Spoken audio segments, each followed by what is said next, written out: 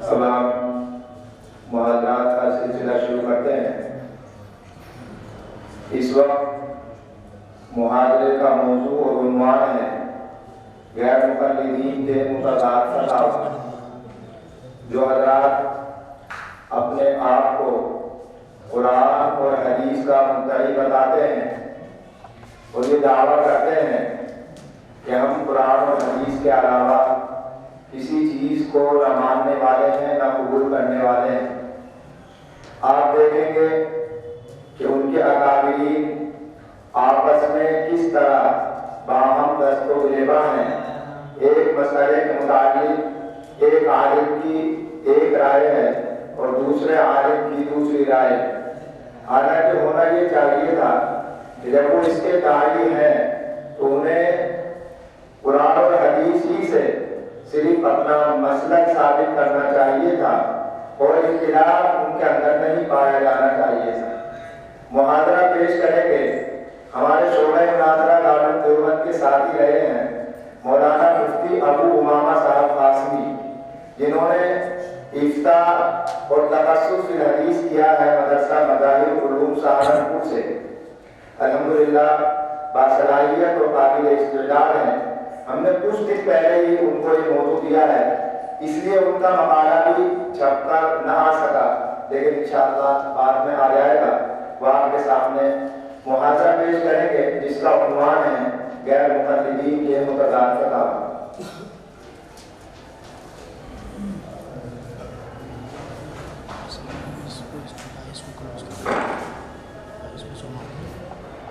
الانبیاء والمرسلین وعلى آلہ وصحبہ اجمعین، اما بعد۔ معزز و محترم مہمانان نظام، رفقائے کرام اور محترم سامعین، سب سے پہلے بندہ اللہ رب العزت کا شکر گزار ہے، پھر حضرت مفتی ارشد صاحب تمام منتظمین و معاونین کا شکر گزار ہے کہ آپ نے اس فتنے کی ضلالت اور معاشرے پر اس کے اثرات کا ادراک کیا اور اس کے سدباب اور امت کی اس فتنے سے حفاظت کے لیے اتنی خوبصورت علمی اور تحقیقی مجلس منعقد کی اور بندے کو اس میں حاضری کا موقع دیا۔ اللہ تعالیٰ اسے خوب قبول فرمائے اور پوری امت کی طرف سے بہتر بدلہ عطا فرمائے۔ معزز سامعین، آج بندے کے مقالے کا موضوع ہے غیر مقلدین کے متضاد فتاوی، اور اس کا مقصد جہاں ان کو آئینہ دکھانا ہے وہیں فقہاء و ائمہ رحمہ اللہ کے اختلاف کی حقیقت و حیثیت کو سمجھانا بھی ہے۔ اس لیے بندے نے اپنا یہ مقالہ ان مباحث پر مرتب کیا ہے۔ نمبر 1، فقہاء کے مابین اختلاف کی حقیقت و حیثیت۔ نمبر 2، فقہی اختلاف محمود و مطلوب ہے۔ نمبر 3، اختلافی مسائل میں صحابہ رضی اللہ عنہم اجمعین اور اسلاف کا مزاج اور طریقہ کار۔ نمبر 4، اختلافی مسائل کے بارے میں غیر مقلدین کا رویہ۔ نمبر 5، غیر مقلدین کے متضاد فتاوی کے کچھ نمونے۔ نمبر 6، آخری بات، غیر مقلدین سے کچھ سوال۔ اب ہم اپنا مقالہ شروع کرتے ہیں۔ معزز سامعین، فقہاء کے مابین فروعی مسائل میں جو اختلاف واقع ہوا ہے اس کے تعلق سے قابل توجہ امر یہ ہے کہ ان کے درمیان یہ اختلاف جائز و ناجائز اور حق و باطل کا ہے یا اس اختلاف کی نوعیت محض اولا، غیر اولا اور راجح مرجوح کی ہے۔ تو جب اکثر مسائل میں فقہاء کے مابین اختلاف کی حقیقت و حیثیت کا جائزہ لیتے ہیں تو یہ بات واشگاف ہوتی ہے کہ اس اختلاف کی حیثیت افضل، غیر افضل، راجح اور مرجوح سے زیادہ نہیں ہے۔ شاذ و نادر اور بہت ہی کم مسائل میں اس قسم کا اختلاف واقع ہوا ہے۔ اس اختلاف کی حقیقت و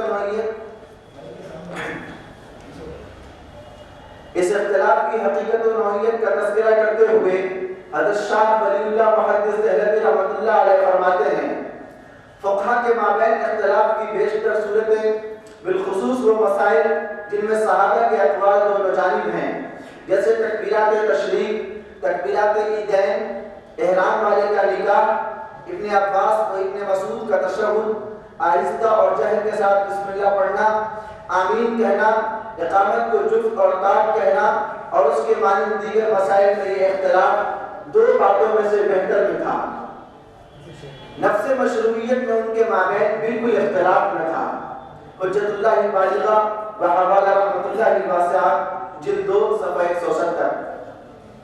حضرت شاہ ولی اللہ رحمۃ اللہ علیہ کی اس توضیح و تصریح کی روشنی میں اس بات کا بخوبی اندازہ لگایا جا سکتا ہے کہ فقہائے مذاہب کے مابین اس اختلاف کا درجہ راجح، مرجوح، افضل اور غیر افضل سے بڑھ کر نہیں ہے۔ خلاصہ یہ ہے ہمارے اس پہلے نقطے کا کہ فقہائے کرام کے درمیان جو بھی اختلاف ہوا وہ راجح اور مرجوح اور افضل اور غیر افضل کا تھا۔ 99% اسی طرح کے مسائل ہیں۔ دوسرا نقطہ ہے فقہی اختلاف محمود و مطلوب ہے۔ معزز سامعین، یہ بات پیش نظر رہے کہ شریعت کی اصولی اور بنیادی تعلیمات بالکل واضح اور دو ٹوک ہیں، ان میں کسی قسم کی پیچیدگی اور جھوٹ نہیں پایا جاتا، جن میں توحید و رسالت کا اقرار اور امور آخرت سے متعلق چیزیں اور دین کی وہ بنیادی باتیں شامل ہیں جو قطعی دلائل سے ثابت ہیں۔ ان امور کا انکار یا ان سے سر منہ انحراف بسا اوقات انسان کو دائرہ اسلام سے خارج کر کے کفر و شرک کے حدود میں داخل کر دیتا ہے۔ یہ منصوص احکام کہلاتے ہیں۔ شریعت میں دو طرح کے احکام ہیں، ایک منصوص احکام ہے، اس کے بارے میں ابھی عرض کیا گیا کہ یہ بالکل واضح ہے، اس میں کسی طرح کا کوئی اختلاف نہیں ہوتا، تو اس طرح کے مسائل کو اور احکام کو منصوص احکام کہا جاتا ہے۔ بعض دوسرے احکامات وہ ہیں جو شریعت کی جزوی تفصیلات اور فقہ کی تحقیقات و تحقیقات سے تعلق رکھتے ہیں، جنہیں شریعت کی اصطلاح میں امور مجتہد فیہا کہا جاتا ہے۔ یہ غیر منصوص احکام کہلاتے ہیں۔ ان فروعی مسائل میں فقہ کے مابین اختلاف ہوا ہے۔ اگر اس طرح کا علمی و فقہی اختلاف کسی مستند و معتبر دلیل پر مبنی ہو تو یہ بجائے خود محمود و مطلوب ہے اور شریعت کا ایک حصہ ہے۔ اب تک کی گفتگو کا خلاصہ یہ ہے کہ احکام کی دو قسمیں ہیں، منصوص احکام جس میں شریعت نے 2-2-4 کی طرح سارے احکام واضح کر دیے ہیں، جن کا تعلق زیادہ تر عقائد اور نظریات سے ہے، اس میں کسی طرح کا امت میں کوئی اختلاف نہیں ہے۔ اور دوسرے وہ مسائل ہیں جنہیں امور مستحد فیہا کہا جاتا ہے، جنہیں دوسرے لفظوں میں غیر منصوص احکام کہہ سکتے ہیں۔ اختلاف جو ائمہ کے درمیان ہوا اور فقہا کے درمیان ہوا وہ ان غیر منصوص احکام میں ہوا ہے، اور شریعت کی نظر میں یہ اختلاف محمود ہے، مطلوب ہے۔ آئندہ اس کی تفصیلات ملاحظہ فرمائیں۔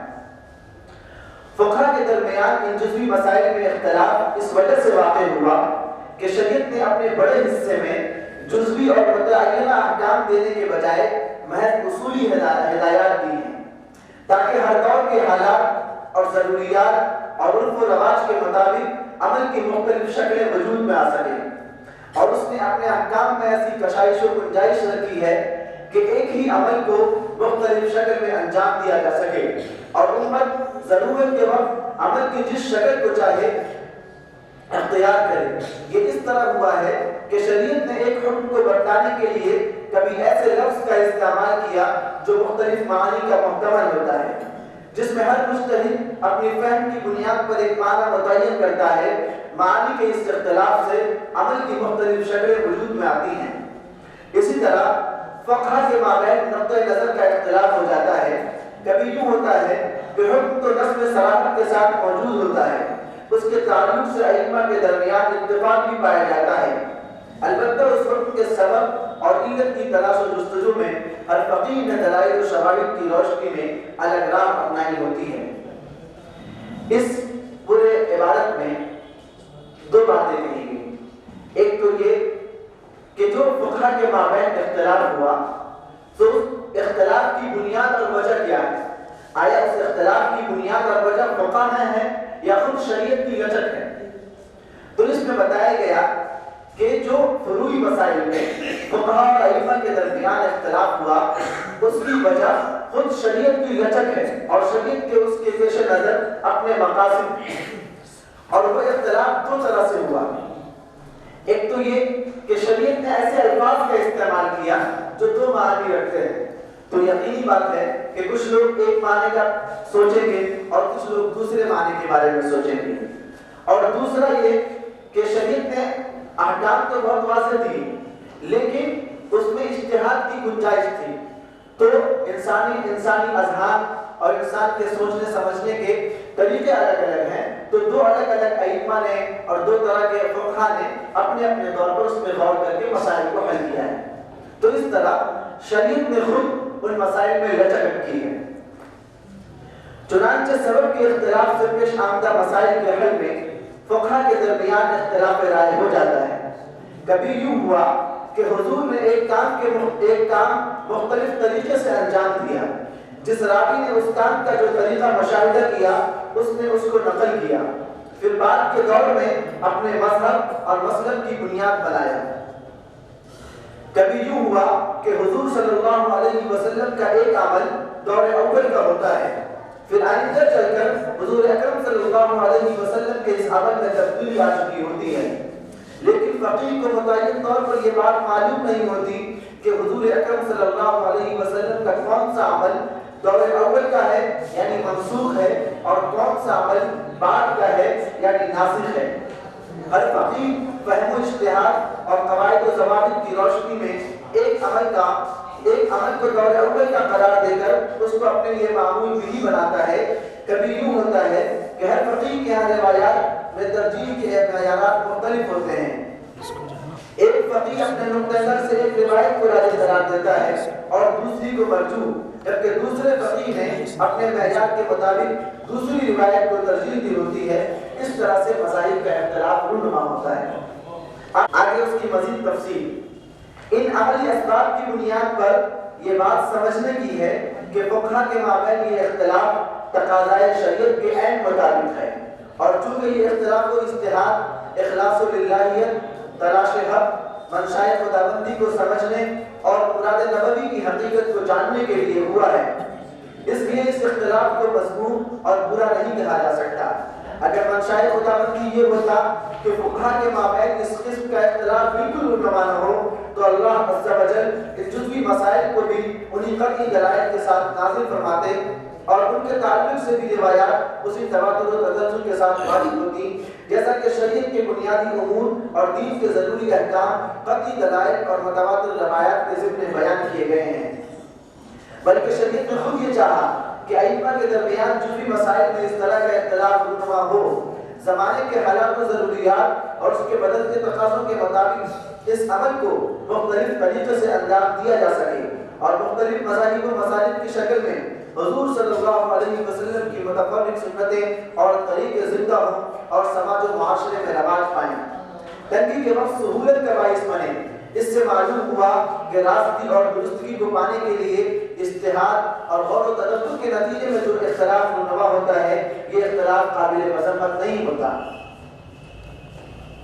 خود صحابہ میں بھی حضور صلی اللہ علیہ وسلم کے حین حیات احکام و مسائل میں دو پہلوؤں کی گنجائش تھی۔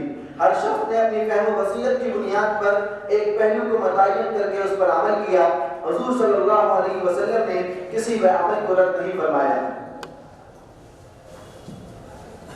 تو اس ٹکڑے میں یہ بتایا گیا کہ جو فقہ کے درمیان اختلاف پیدا ہوا یہ اس کے کئی فائدے امت کو حاصل ہوئے۔ ایک تو یہ کہ آپ صلی اللہ علیہ وسلم کی جتنی بھی سنتیں ہیں وہ سب کی سب رواج میں رہیں گی۔ اگر ایک ہی نقطہ نظر پوری امت اختیار کر لیتی تو آپ صلی اللہ علیہ وسلم کی دوسری سنتیں چھوٹ جاتی۔ دوسرا فائدہ یہ ہوا کہ قوموں اور علاقوں کے حالات الگ الگ ہیں، تو جہاں پر ان حکموں کی بنیاد پر تنگی ہو تو دوسری رائے کو اختیار کر کے امت کے لیے آسانی اور یسر پیدا کیا جا سکتا ہے۔ اس طرح کے بہت سے فوائد فقہ کے اختلاف کی روشنی میں امت کو حاصل ہوئے، اسی لیے اختلاف کو امت کے لیے رحمت قرار دیا گیا ہے۔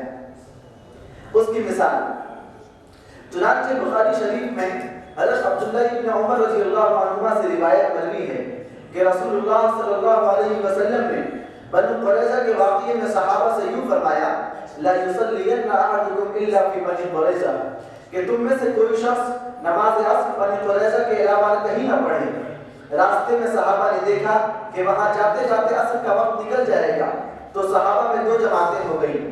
ایک جماعت نے ظاہری الفاظ پر عمل کرتے ہوئے راستے میں عصر کی نماز پڑھنے سے انکار کر دیا اور وہیں پہنچ کر نماز عصر ادا کی، جبکہ دوسری جماعت نے یہ کہا کہ حضور صلی اللہ علیہ وسلم کے قول کا مطلب یہ ہے کہ جہاں تک ہو سکے اس قدر عجلت سے جاؤ کہ عصر کی نماز ادا کرنے کی نوبت منزل مقصود پر پہنچ کر آئے۔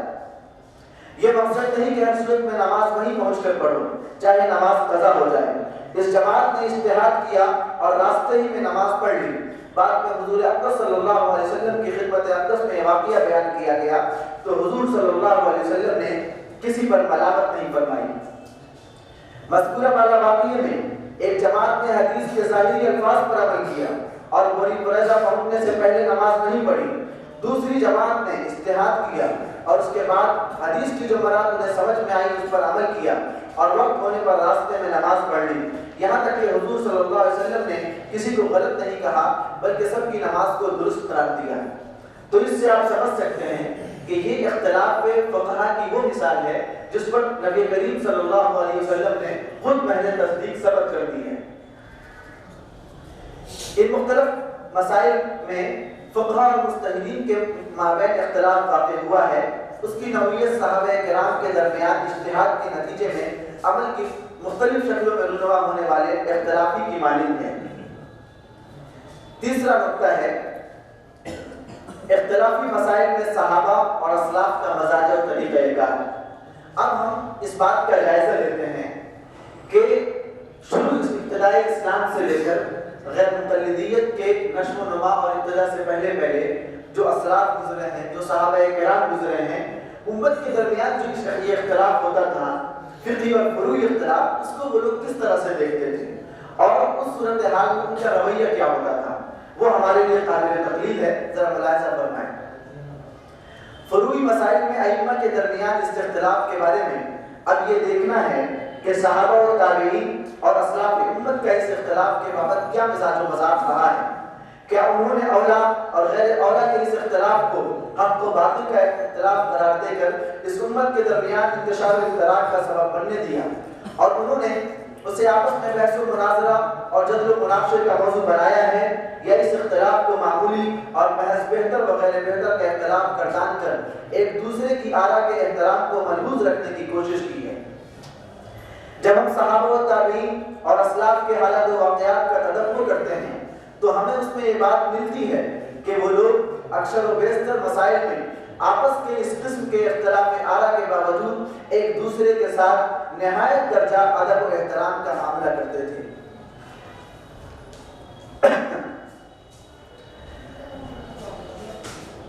اکثر و بیشتر مسائل میں آپس کے اس قسم کے اختلاف آراء کے باوجود ایک دوسرے کے ساتھ نہایت درجہ ادب و احترام کا معاملہ کرتے تھے۔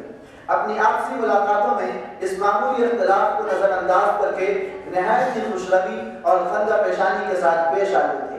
انہوں نے اس اختلاف کے بارے میں کبھی بھی ایک دوسرے پر زبان دام دراز نہیں کیا۔ وہ اس بارے میں اس قدر فراخ دل اور وسعت پسند واقع ہوئے تھے کہ وہ لوگ نقطۂ نظر کے اس اختلاف کے باوجود ایک دوسرے کے پیچھے نماز پڑھنے سے بھی گریز نہیں کرتے تھے، چونکہ وہ لوگ یہ بات اچھی طرح جانتے تھے کہ یہ اختلاف عین مقتضائے شریعت ہے۔ چنانچہ حضرت شاہ ولی اللہ محدث دہلوی رحمۃ اللہ علیہ صحابہ و تابعین کے اس اختلاف کے بارے میں ایک دوسرے کے ساتھ سلوک و رویہ کا تذکرہ یوں لکھتے ہیں: صحابہ و تابعین اور ان کے بعد کے لوگوں میں کچھ لوگ تو نماز میں بسم اللہ پڑھتے تھے، کچھ لوگ نہیں پڑھتے تھے، کچھ لوگ جہرن بسم اللہ پڑھتے تھے، کچھ لوگ سرن بسم اللہ پڑھتے تھے، بعض حضرات فجر میں دعائے قنوت پڑھتے تھے، بعض حضرات نہیں پڑھتے تھے، بعض بچنا لگانے نقصیر اور قے کو ناقص وضو مانتے تھے اور بعض نہیں مانتے تھے۔ بعض مامست النار پر وضو کرتے تھے، بعض نہیں کرتے تھے، بعض اونٹ کا گوشت کھانے سے وضو کرتے تھے، بعض نہیں کرتے تھے، مگر بڑی ہما ایک دوسرے کے پیچھے نماز پڑھتے تھے، خواہ وہ امام مالکی ہو یا اس کے علاوہ۔ حالانکہ مالکیہ نماز میں بسم اللہ نہیں پڑھتے تھے۔ اسی طرح ہارون رشید نے پشنے لگوائے، پھر نیا وضو کیا، نیا وضو کیے بغیر نماز پڑھائی۔ امام مالک رحمۃ اللہ علیہ نے ان کو فتویٰ دیا تھا کہ فرض لگوانے سے وضو نہیں ٹوٹتا، اور اس کے پیچھے امام ابو یوسف رحمۃ اللہ علیہ نے نماز پڑھی اور اس کا اعادہ نہیں کیا، حالانکہ ان کے نزدیک بدن سے خون نکلنے سے وضو ٹوٹ جاتا ہے۔ اسی طرح امام احمد رحمۃ اللہ علیہ کا مذہب یہ ہے کہ نقصین آنے اور بچنا لگانے سے وضو ٹوٹ جاتا ہے، مگر جب ان سے مسئلہ پوچھا گیا کہ ایک شخص کے بدن سے خون نکلا اور اس نے وضو کیے بغیر نماز پڑھائی تو کیا آپ اس کے پیچھے نماز پڑھیں گے؟ تو آپ نے جواب دیا کہ میں امام مالک رحمۃ اللہ علیہ اور حضرت سعید بن مسیب رحمۃ اللہ علیہ کے پیچھے نماز کیسے نہیں پڑھوں گا۔ یہ بھی مروی ہے کہ امام ابو یوسف رحمۃ اللہ علیہ اور امام محمد رحمۃ اللہ علیہ عیدین کی نماز پڑھاتے تھے، تو ابن عباس کے قول کے مطابق 12 تکبیریں کہتے تھے، کیونکہ خلیفہ ہارون رشید کو اپنے دادا کی تکبیریں پسند تھی۔ امام شافعی رحمۃ اللہ علیہ نے ایک مرتبہ امام ابو حنیفہ رحمۃ اللہ علیہ کے قبر کے قریب فجر کی نماز پڑھی تو قنوت نہ پڑھا۔ پوچھا گیا تو فرمایا صاحب قبر کے ساتھ ادب کا معاملہ کرتے ہوئے میں نے ایسا کیا ہے۔ اور آپ کا یہ بھی ارشاد ہے کہ ہم کبھی اہل عراق کے مذہب کی طرف اترتے ہیں۔ حجت اللہ البالغہ۔ اس کے علاوہ صحابہ و تابعین اور اسلاف امت کے بے شمار ایسے واقعات ملتے ہیں، انہوں نے آپس کے اس اختلاف کے سلسلے میں نہایت کشادہ دلی، وسعت قلبی اور اعلیٰ ذوقی کا مظاہرہ کیا ہے، بلکہ وہ لوگ اس قسم کے اختلاف کو امت کے حق میں رحمت و برکت قرار دیتے تھے اور اسے توسع اور فراخی کا باعث گردانتے تھے۔ امام سفیان ثوری رحمۃ اللہ علیہ ایسے اختلافی مسائل کے بارے میں کہا کرتے تھے، یہ نہ کہو کہ علماء نے مسائل میں اختلاف کیا ہے، بلکہ یوں کہو کہ انہوں نے امت کے لیے توسع اور فراخی پیدا کی ہے۔ اختلاف کا لفظ جو ہے ایسا ہو چکا ہے کہ جہاں بولا جائے تو انسان سمجھتا ہے اس سے منفی پہلو لیتا ہے، تو اسی ذہن سازی کے لیے یہ فرمایا گیا کہ علماء نے جو مختلف اجتہادات کیے ہیں تو اس کو اختلاف کے الفاظ سے تعبیر نہ کرو، بلکہ اس کی تعبیر اس طرح کرو کہ علماء نے امت کے لیے توسع اور آسانی کے راستے ہموار کیے ہیں۔ یہیں سے ہمیں حسن تعبیر کا سبق ملتا ہے کہ کسی بھی بات کو بیان کرنے کے لیے تعبیر اچھی سے اچھی ہونی چاہیے، بات چاہے بے سلیقہ ہو کلیم، بات کہنے کا سلیقہ چاہیے۔ اسی طرح امام سیوطی رحمۃ اللہ علیہ نے حضرت عمر بن عبدالعزیز رحمۃ اللہ علیہ کا اس بارے میں یہ قول نقل کیا ہے کہ وہ یوں کہا کرتے تھے، اگر اصحاب محمد میں اس طرح کے مسائل میں اختلاف نہ ہوتا تو مجھے اس بات سے خوشی نہ ہوتی، اس لیے کہ ان کے مابین اس طرح کا اختلاف نہ ہوتا تو رخصت اور وسعت نہ ہوتی۔ ایسے ہی خطیب بغدادی نے اس تعلق سے یہ روایت نقل کی ہے کہ ہارون رشید نے ایک مرتبہ امام مالک رحمۃ اللہ علیہ سے یوں کہا تھا، میرا ارادہ ہے کہ پوری اسلامی سلطنت میں آپ کی موطا کی نقل روانہ کروں اور لوگوں کو اس کے مطابق عمل کرنے پر متفق کروں۔ تو امام مالک رحمۃ اللہ علیہ نے اس موقع سے یوں فرمایا تھا، امیر المومنین ایسا نہ کیجیے، اور وہ شہروں میں پھیل گئے ہیں اور ہر ایک کا طریقہ چل پڑا ہے۔ ہارون رشید نے کہا، اے ابو عبداللہ، اللہ تعالیٰ آپ کو توفیق ارزانی بخشے، حجت اللہ البالغہ اور شامی۔ تو آپ نے دیکھا کہ ہمارے اسلاف کیسے جو ہے فروعی اختلاف کو اور ائمہ کے اجتہادات کو کس طرح سے لیتے تھے اور ان کے آپسی رویے کس طرح ہوا کرتے تھے، یہی ہمارے لیے قابل تقلید ہے۔ اور 1400 سالوں سے یہ تسلسل امت میں چلا آتا رہا ہے، لیکن اس نئے فرقہ غیر مقلدین نے کیسا اس مسئلے کو امت میں انتشار و اشتراک کا ذریعہ بنا دیا، اس کو ذرا ملاحظہ فرمائیں۔ نقطہ نمبر 4، اختلافی مسائل کے بابت غیر مقلدین کا رویہ۔ آپ نے مندرجہ بالا سطور میں اسلاف رحمہ اللہ کا فروعی اختلاف کے سلسلے میں موقف اور طریقہ کار ملاحظہ کیا۔ اب اس سلسلے میں غیر مقلدین کا رویہ دیکھیے۔ ان کی طرف سے پروپیگنڈا کیا جاتا ہے کہ امت میں اختلاف کا سبب فقہ ہے۔ اگر ائمہ کرام کی فقہ کو کو نہ مانا جائے اور صرف کتاب اللہ کو اور صحیح احادیث پر عمل کیا جائے تو امت میں اختلاف باقی نہ رہے۔ ایسے بیانات صدر قسم کے لوگ ششمن میں مبتلا ہو جاتے ہیں اور امت میں وحدت کا عظیم الشان مقصد رکھنے والے اپنے علماء سے کھلید کر پوچھتے ہیں کیا واقعی امت میں اختلاف کا سبب فقہ ہے؟ مگر یہ محض دھوکہ ہے اور فقہ اسلامی کے خلاف زہر اگلنے، فقہ سے متنفر کرنے اور قرآن و حدیث کے مبارک عنوان سے لوگوں کو مغالطہ دے کر اپنے مسلکی نظریات پھیلانے کی مکروہ سازش ہے۔ اس لیے کہ اگر امت میں اختلاف کا سبب فقہ ہوتی تو فقہ کے تدبیری دور سے پہلے اختلاف نہ ہوتا، حالانکہ جزوی مسائل میں اختلاف تو صحابہ کرام رضی اللہ عنہم کے زمانے سے چلا آ رہا ہے۔ یہ بہت اہم نکتہ ہے کہ جو شخص یہ کہے کہ امت میں جو اتنا اختلاف ہوا یہ فقہ کی دین ہے، تو ان سے سوال کیا جائے کہ فقہ کی تدوین کب شروع ہوئی، یہ بتائیں۔ یقینی بات ہے کہ ابتدائی صدیوں میں شروع ہوئی ہے۔